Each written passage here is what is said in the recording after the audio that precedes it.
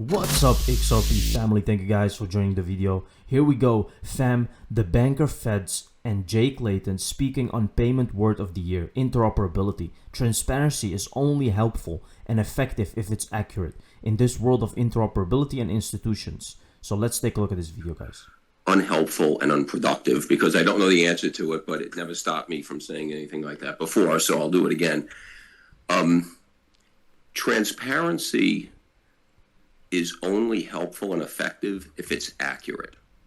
And that sounds obvious, but in my experience with resolution issues, and in this world of interoperability between institutions, it seems to me more times than not, the regulators are sort of the quarterback in this, and they're getting bilateral information, but the neural network of institutions that really should be talking to each other to help aren't doing it. And so information becomes disinformation because everybody's waiting for each other to clarify. So my point is, to have accurate transparency, it needs to be underpinned by a foundation of a solid neural network within the industry among the institutions who are involved in this. And that's not easy. But I think it's something that we need to really think about and work on. Because if we don't, it's just going to spin. Can I follow up on that? I think this is an incredibly important point. And you see it, any statement that's made, whether it's made by a regulator or institution, is going to be tested by the market. Peacetime. And we have to understand that. And I think that just putting the 2 points together, what you want to have out there today is something that when you make a statement in a time of stress, it provides that underpinning for the statement. And I think that's the way to think about the body of work that you have out there. And it's kind of a dynamic relationship for when you have to make a stabilizing statement. I wondered whether there are some market tests of whether you're being heard. And I think about TLAC. So TLAC should respond to good and bad news about the institutions. And it's really important. I mean, it's a little bit conflicted, right? I mean, it's important that people understand they can be bailed in, but you don't want a huge run on the institution. But they're going to be. Very interesting talk going around here. Here you can see, guys, again, using the word interoperability. Now, if you go and look a couple of years back, guys, they didn't use these words: interoperability, frictionless, cross-border payments, instant settlement. These words were not around there. What changed? Ripple changed, guys. Ripple made such an influence about showing them that that Nostro Vostro thing is something of the past and it can be done very quick. It's happening. Let the dominoes fall. Japan. Here we can see the USD dollar against the yen collapsing. Here we can see, guys, waves. This is all Mr. Pool drops. Very interesting. Look at the balance scale moving to the left. Waves are taking over, right? This is about what's coming, guys. This is all coming. Like the real crash, the real crypto crash is there, right? Things are still moving down, and that's what you have to understand. These prices are very cheap for crypto, guys, but they want you out. That's why they're pushing negative narratives. Philippine Central Bank has granted cryptocurrency, e-money, and e-payment licenses to Ripple XRP ODL Customer Direct Agent 5. BSP, look at that, right? Moving so fast. The Banco Central Philippines has granted cryptocurrency, e-money, and e-payment licenses. These are very, very close moves, guys. And these are all Ripple partners, by the way. 99% of crypto will probably go to zero. Now, I want to show you this video, guys. I know that maybe many people of you know it, maybe not, but just a heads up to what is really going to happen with XRP. Why is XRP special? Why is XRP in that 1%? Ask yourself, what's the difference? The difference is real world utility. And if you listen carefully to Brett Garlinghouse, you can hear that he knows what's going to happen in the future. This guy knows. He isn't just boasting about his company. He knows what is going to happen, guys. Let's take a look. I have said publicly before that I think 99% of all crypto probably goes to zero.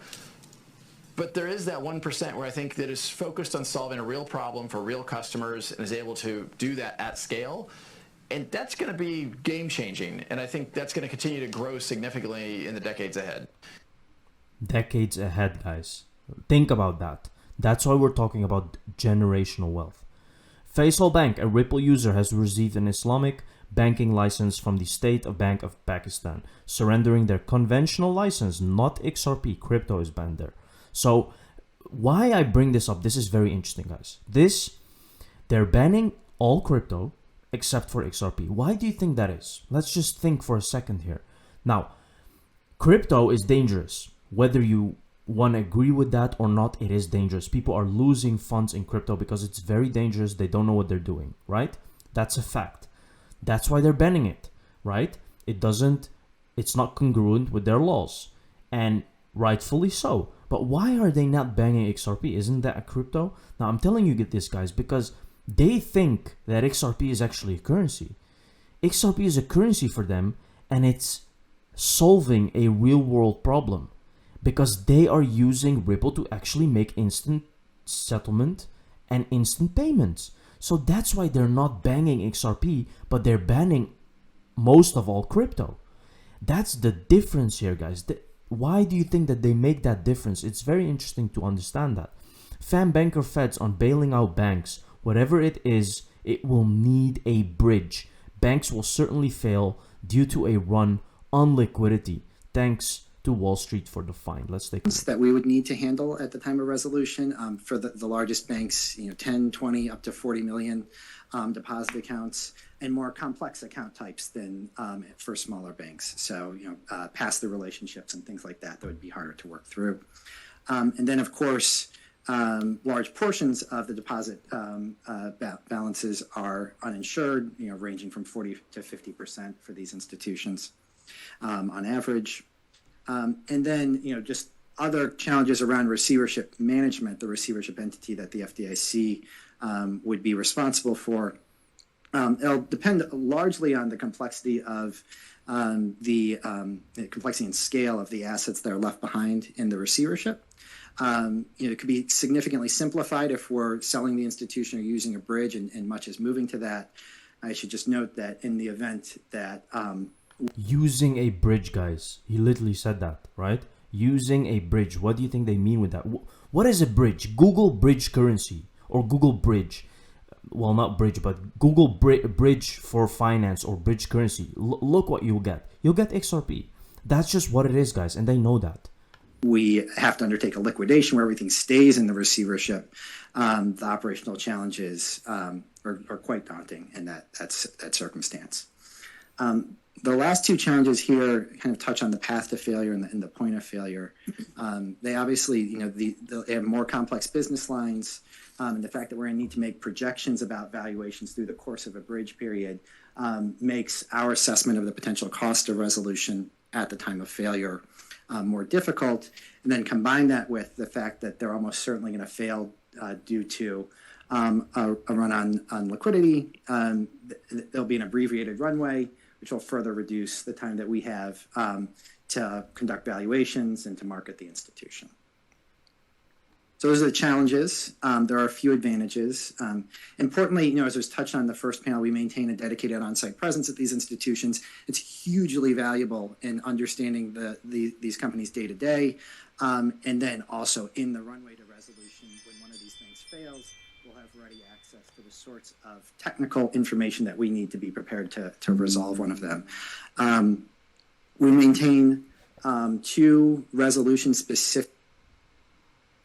So here you can see, guys, that they're discussing the dilemma of the banks and the liquidity that they need. And guess what? What is going to provide that liquidity, guys? Of course, it will be XRP, right? That is why XRP will become so scarce, guys, and that the price will run up. Bank of England FinTech Accelerator Proof of Concept. Let's take a look. Here we can see, guys, RTGS Blueprint, right? That's a real-time gross settlement system, right? That is doing instant payments, which is Ripple is a part of that. And Bank of England is, of course, working with Ripple. Here we can see, they even say it.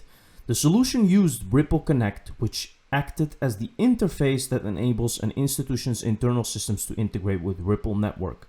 This means that payment instructions can be sent and received and state of payments can be acquired. The solution also utilized the ILP validator network, which coordinates the settlement of payments between the transacting ledgers and is the source of truth regarding the success or failure of such payments. Here we can see the bank is considering further proof of concepts to extend its understanding of the dimensions of the synchronization concept. This is ready, guys. This is something that is ready. They want to go and use this. This is a proof of concept. This is no speculation anymore, right? 2 years ago, everybody was laughing at people who were doing riddles about XRP and Ripple being the backbone of the financial system. Here it is, proof that it's actually happening. Thank you very much, guys, for watching the video. See you in the next one. Cheers.